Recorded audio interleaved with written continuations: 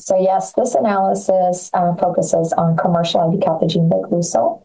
It involves 108 patients who were treated at our center and consented to a biospecimen protocol. What we really wanted to do is identify factors that predispose to toxicity and durable responses, particularly immune-mediated toxicity such as CRS and ICANS, but also to identify what factors associate with a durable response. So this was, as I mentioned, a biospecimen protocol. We looked at serum cytokines at different time points.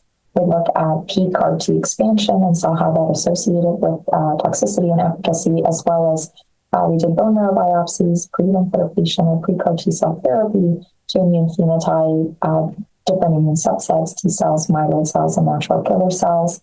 We identified that we had a pretty high-risk population, so about a third of the patients had high plasma cell burden in their pre-CAR-T bone marrow biopsy. About a third of them had pentaplex refractoriness, and nearly 40% of the patients had high-risk cytogenetics.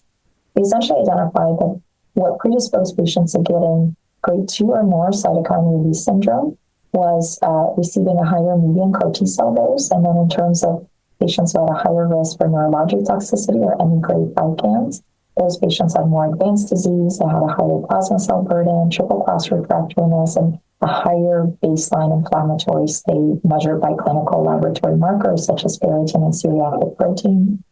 We also identified cytokine elevations, particularly peak elevations that associated with higher grade toxicities, as well as some baseline elevations in terms of any grade ICANS. In terms of the bone marrow analysis, we identified that monocytic myeloid-derived suppressor cells that associate with reduced CAR-T expansion. In terms of durable responders, however, we identified that higher CD4-CD8 ratios and stem central memory CD8 positive T cells did appear to associate with a durable response. And then, as in the past or other studies, in patients who have a high plasma cell burden, they do have a high proportion of pre-treatment markers of T cell exhaustion, which ultimately can lead to impaired activation, proliferation, and increased expression of inhibitory immune receptors, leading to immune tolerance.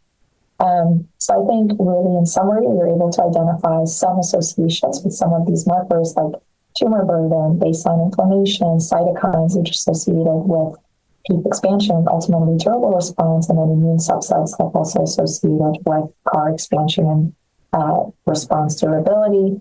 And we really hope that the study at least provides some insights and some potential avenues for toxicity mitigation, as well as therapeutic optimization in patients who are deemed to be high risk for ide-cel and hopefully for other novel immunotherapies in the future.